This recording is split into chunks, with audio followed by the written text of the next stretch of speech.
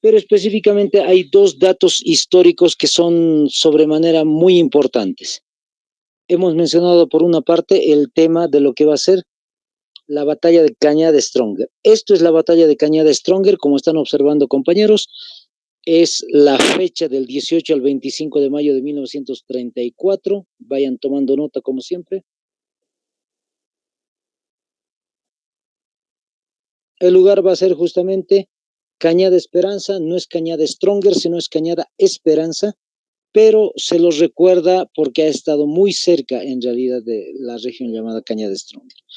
Ahora, un detalle bien interesante es el caso, como están observando, en el área, 9 regimientos de artillería del Paraguay ingresaban al área justamente y los bolivianos estratégicamente, después de mucho tiempo, han empezado a desarrollar estrategias militares modernas y han hecho un cerco alrededor de los 9 regimientos de artillería del Paraguay, como están viendo.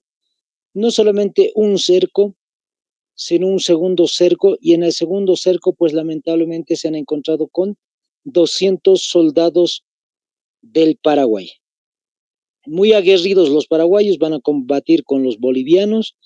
No es sencillo vencer a estos 200 soldados del Paraguay, y al final de cuentas, Bolivia, es decir, el comando, van a dar una orden de desarrollar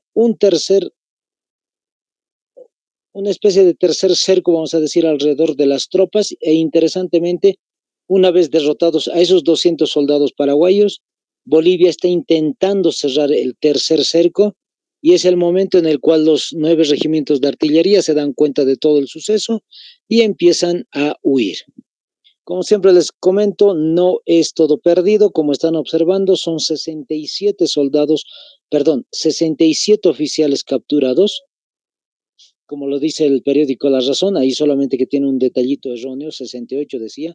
En realidad los datos más históricos, más fidedignos son 67 oficiales capturados y 1.389 soldados. Les vuelvo a repetir, 67 oficiales y 1.389 soldados. Ahora, interesantemente, también han tomado 10 camiones y armas livianas. 10 camiones y armas livianas también. Entonces, este triple cerco al final de cuentas no resultó del todo como uno quería, como el ejército boliviano había planificado, pero interesantemente es una de las páginas muy importantes en la historia de la Guerra del Chaco de 1934, porque hemos capturado la mayor cantidad de soldados de toda la guerra. Va a haber distintos tipos de batallas y combates en los cuales sí hemos capturado, por decir así, 2, 10, 15 o 20 soldados, y se suman a estos casi alrededor de 1.500 o por decir 1.400 soldados capturados dentro de la Guerra del Chaco. Listo, ahí está. Ese es el detalle importante, compañeros, para ir resaltando. Va desarrollándose posteriormente una tercera ofensiva por parte del Paraguay. Lamentablemente van a ir tomando terreno los paraguayos, y mientras está, vamos a decir, caendo poco a poco toda la defensiva boliviana y los paraguayos justamente desarrollando distintos tipos de tomas en distintos tipos de fortines y batallas, va a haber un momento en el cual interesantemente se va a desarrollar este otro suceso que es mucho más emblemático en parte. Es parte de una lucha política interna del país en plena Guerra del Chaco. Les comento, esos dos personajes que están observando en la imagen, el de sombrerito justamente y con bastón, era el presidente de Bolivia en ese entonces, Daniel Salamanca. Y el personaje que están viendo ahí de frente, vamos a decir, es Enrique Peñaranda. Es el comandante del ejército boliviano. Y entre estos dos personajes, vamos a decir entre comillas, son los que van a desarrollar este suceso, este acontecimiento, este evento llamado el Corralito de Villamontes. Entonces, anótense el Corralito de Villamontes el 23 de noviembre del año 1934. Finales del año 1934 se desarrolla el Corralito de Villamontes.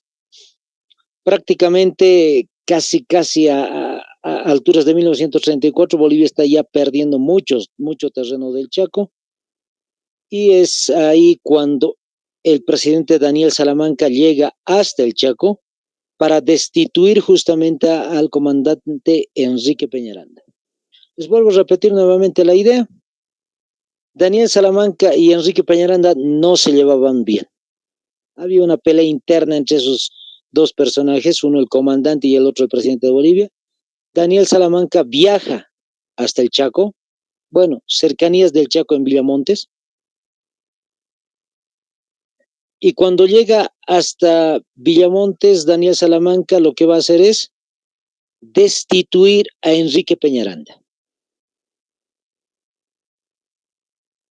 Destituye entonces a Enrique Peñaranda y en su lugar va a colocar a otro personaje. Anótense el nombre por si acaso, entre paréntesis, porque en realidad, ahorita les voy a contar por qué entre paréntesis. José Leonardo Lanza. El nuevo comandante, según Daniel Salamanca, es José Leonardo Lanza. José Leonardo Lanza. José Lanza ya era comandante del ejército boliviano en el Chaco antes de Hans Kunt y antes de este personaje, ¿no?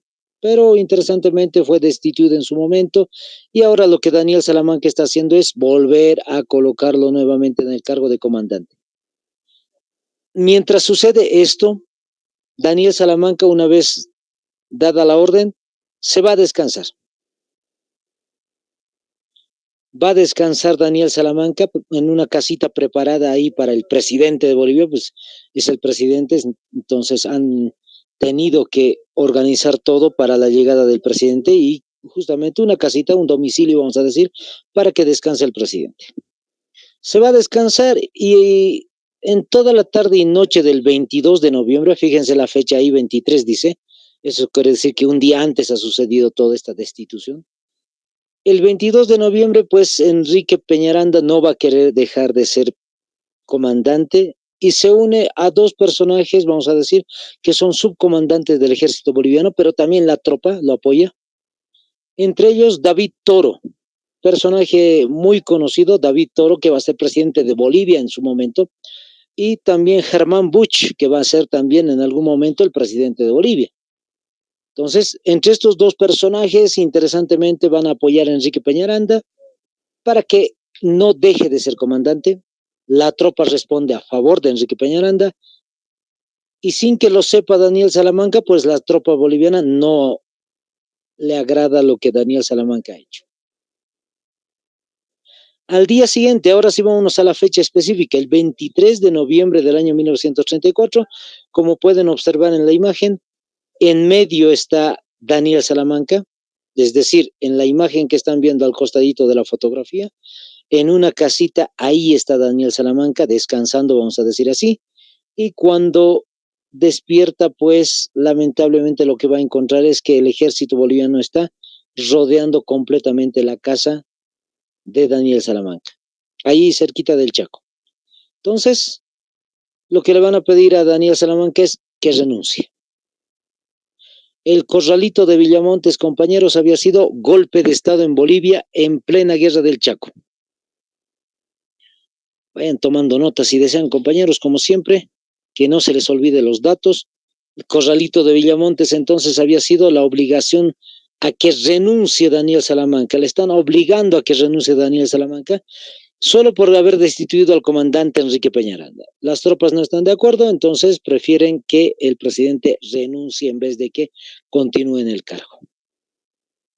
Otro detalle interesante va a ser el caso de La Paz, es decir, aquí en La Paz, ¿quién va a ser el presidente de Bolivia? Es decir, si ahí cerca del Chaco están desconociendo a Daniel Salamanca, pues en el caso de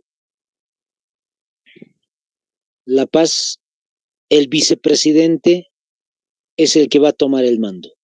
Y le obligan al vicepresidente a ser presidente de Bolivia. Él no quiso, voluntariamente no quiso, pero le están obligando a ser presidente de Bolivia. Su nombre, por si acaso, José Luis Tejada Sorzano. José Luis Tejada Sorzano. José Luis Tejada Sorzano. ese va a ser el nuevo presidente de Bolivia. A no olvidarse, ahorita lo vamos a volver a ver. Entonces, ahí se ha desarrollado el corralito de Villamontes, dejó de ser presidente Daniel Salamanca y meses después, lamentablemente, va a tener que fallecer de forma natural, por si acaso. Ahora, otro de los detalles que va a suceder en el año 1935 es esto que están observando, la defensa de Villamontes y otros detalles interesantes que ya van terminando la guerra. Es decir, a alturas de inicios de 1935, lamentablemente ya Bolivia ha perdido literalmente el Chaco. Hemos perdido varias batallas con el Paraguay, como ya hemos visto, recuperaciones de los fortines, uno de los fortines más emblemáticos, el Boquerón, hemos especificado, el tema de Cañada Stronger no ha sido del todo aceptable, y pues lamentablemente el Paraguay ha ido avanzando kilómetros, les decía, hasta que en el año 1935 sucede este evento que es muy importante, la defensa de Villamontes. En el caso de la defensa de Villamontes, no solo tiene esta versión del 5 al 20 de febrero del 35, sino que también lo tiene en junio. Es decir, ha sido constante los ataques del Paraguay para tratar de vencer al ejército boliviano y poder tomar la región de Villamontes, que no es el Chaco, ojo. Villamontes, cuando hablamos de Villamontes estamos hablando de territorio completamente 100% boliviano. No está en disputa, no está en lucha esa parte del territorio de Bolivia, y los paraguayos sí quieren empezar a tomar ese territorio. Fíjense la imagen ahí en la parte, en flechitas, en color rojo simboliza justamente lo que va a ser el Paraguay, en flechitas verdes el ejército boliviano. Hay un río en medio, el río se llama el río Pilcomayo.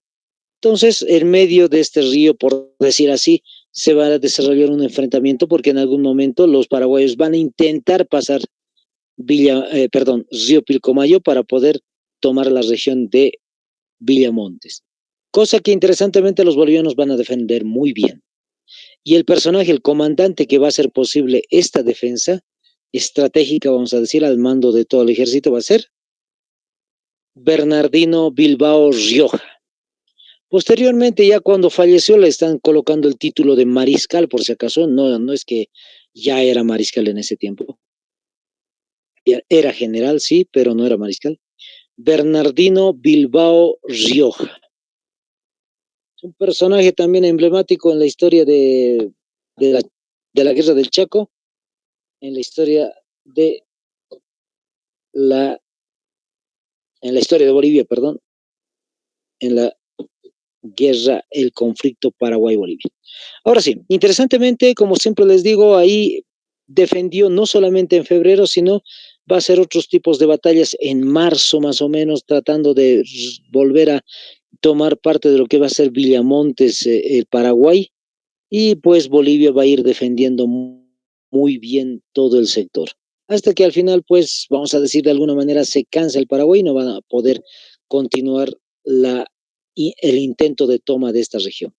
Ahora, otro detalle para 1935, en palabras de Carlos Mesa, el historiador de Bolivia, este personaje decía en uno de sus documentales, Bolivia ya tenía preparado el tercer ejército para avanzar contra el Paraguay, y el Paraguay tenía un ejército que ya estaba muy cansado por los años de guerra. ¿Qué quiere decir esto? Que posiblemente si Bolivia hubiese accedido a mandar al tercer ejército al lado del Paraguay, al lado del Chaco, hubiésemos derrotado al Paraguay, por lo menos hubiésemos retomado varios de los fortines y varias de las zonas importantes. Pero, ¿qué es lo que va a tener que suceder? Esto.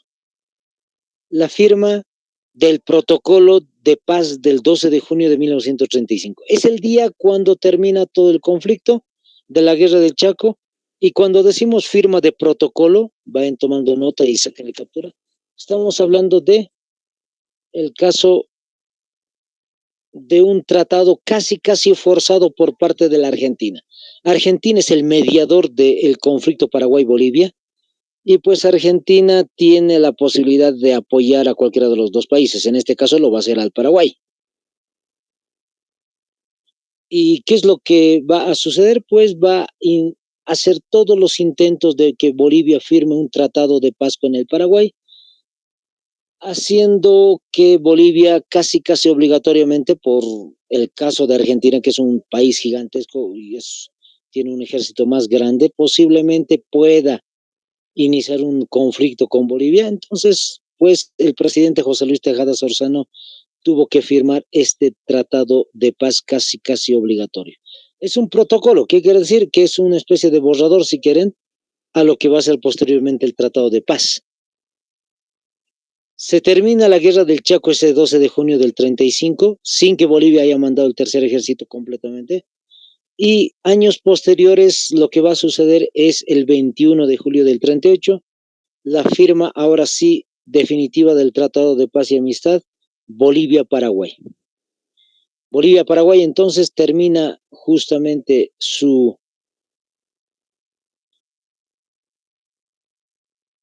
termina entregando territorio al Paraguay. Y en términos de Carlos Mesa también decía en algún momento, pues el ejército boliviano quería rápidamente terminar el conflicto y olvidarse de lo que sucedió, y por eso es que Germán Bush o el gobierno de Germán Bush fue directamente y firmó el tratado en la Argentina. O sea, en otras palabras, muy rápido se hizo la firma del tratado sin eh, mucha reflexión, vamos a decir, sobre lo que está sucediendo ahí en el papel. Y al final de cuentas, pues se va a ejecutar también el tratado de paz en el gobierno de Evo Morales. Es decir, siempre que se firma un tratado de paz, se lo ejecuta. En el caso de Brasil, el tratado de Petrópolis de 1903, años posteriores se va a tener que ejecutar el tratado. Eso quiere decir que buscar hitos específicos de la frontera Bolivia-Brasil.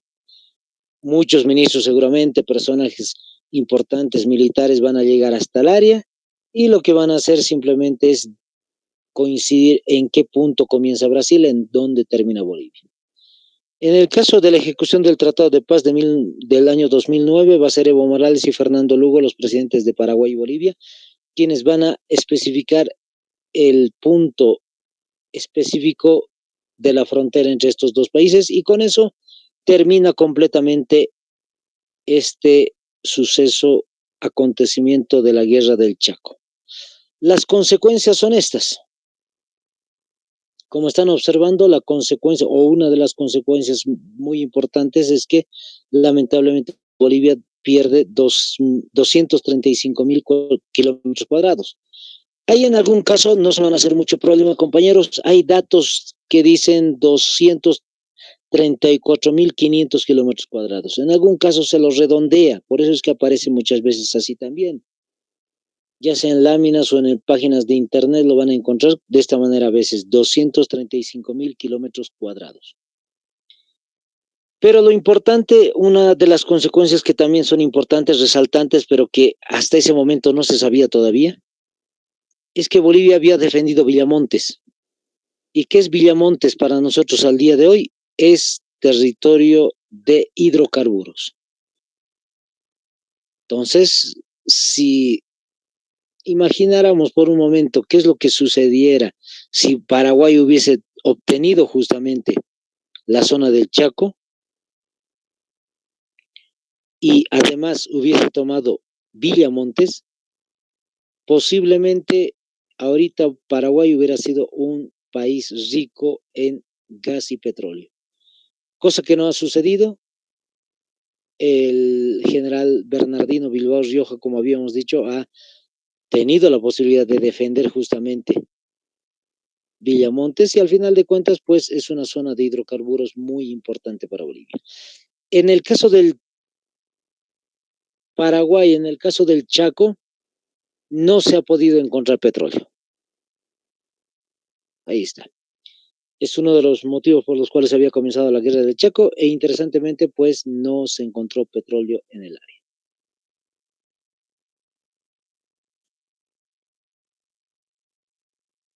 Listo, compañeros, hasta ahí hemos terminado entonces el caso de la guerra del Chaco. No sé si tienen alguna pregunta, alguna consulta, compañeros, mientras vamos cambiando de diapositiva. Ahora sí vamos a entrar al tema de la Revolución Nacional.